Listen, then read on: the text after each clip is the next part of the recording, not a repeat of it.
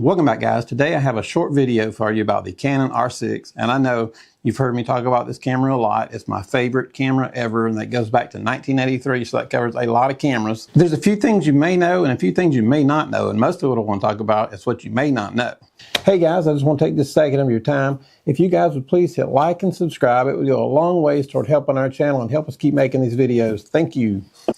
Now, obviously, you know it'll do 12 frames a second mechanical. The ISO goes up to 102,004, and you can actually double that up to over 200,000. The camera was built around the sensor of the Canon EOS 1DX Mark III, so it's an excellent camera. The quality is astounding. It's 20 megapixels. Some people complain about 20 megapixels. 20 megapixels is completely fine for everything I need, and then you've always got topaz if you need to do something different. But the one thing I wanted to mention that you may not know, if you're shooting in JPEG, which you should not be, you should always be shooting in RAW.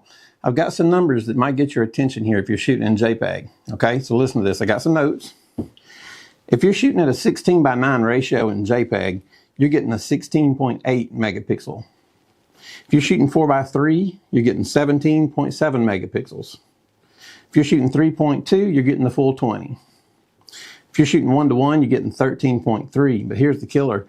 If you're shooting that 1.6 crop, you are only getting 7.7 megapixels. And none of that is true if you're shooting in RAW, with the exception of the 1.6 crop. The 1.6 crop is only going to give you 7.7 megapixels whether you're in RAW, JPEG, or whatever format you're shooting in. So always shoot in RAW. Even if you don't know how to use RAW, shoot in RAW and JPEG. Keep your RAW so you can go back to them later. So when you learn how to use RAW, you'll have your images. Be very careful if you're not shooting in RAW to make sure you're getting your full megapixel size, which would be the 3:2 ratio, because you don't want to start messing around with ratios and end up with too small of images. And be careful when you go to that 1.6 crop, because you will get that 7.7 megapixel size, and that's in RAW or JPEG or whatever size you decide to go with. So be very careful doing that.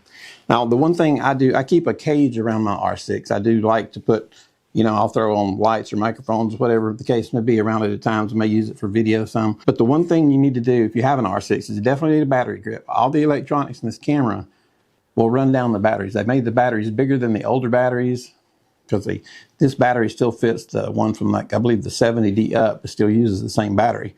Those had a little smaller capacity. This is a larger capacity. This also has a lot more electronics to run. So get a battery grip. It'll hold 2 batteries. That'll get you through most of the day. I still carry extra batteries, but have that battery grip on there. Not only does it give you more power, but it gives you a better grip in your hand. You can kind of see how much better it looks with the battery grip on it down here. You can get a newer battery grip for about $99, and they're fine.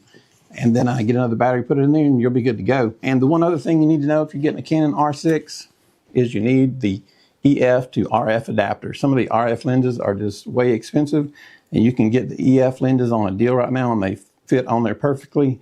There's no loss of quality. There's no loss of focus. It works fantastic. Usually anytime somebody brings up an adapter of some sort, there's always a downside to it. Haven't found a downside to this one yet. Get the adapter, the EF to RF. There is no RF to EF adapter, so you can't go backwards. You can only go EF to RF. So anyway, keep that in mind. And if you're looking for a camera, check out the Canon R6. You can get them used, refurbished even through Canon right now. Has some good prices. Someone asked me the other day, they said, now if you were to buy a new camera right now, what would you buy? I would look at the Canon R6 Mark II, but I don't know. It would either be the Canon R6 or the R6 Mark II. I think they fit the perfect realm. They're great in low light. They're great for what I do. You may have different needs, so it may not affect you, but for the uses I use, the Canon R6 is my favorite. I don't see the value in upgrading from my R6 to an R6 II. But if the day came, maybe I dropped and broke the R6, would I go with the R6 II or the R6 again? I'm not sure. I'd have to look at it a little bit closer. Those would be the 2 cameras I would consider. So, hey, for helping you guys out, hit subscribe. And if you have any questions for me, get my email down at the bottom. Thank you. Have a good day.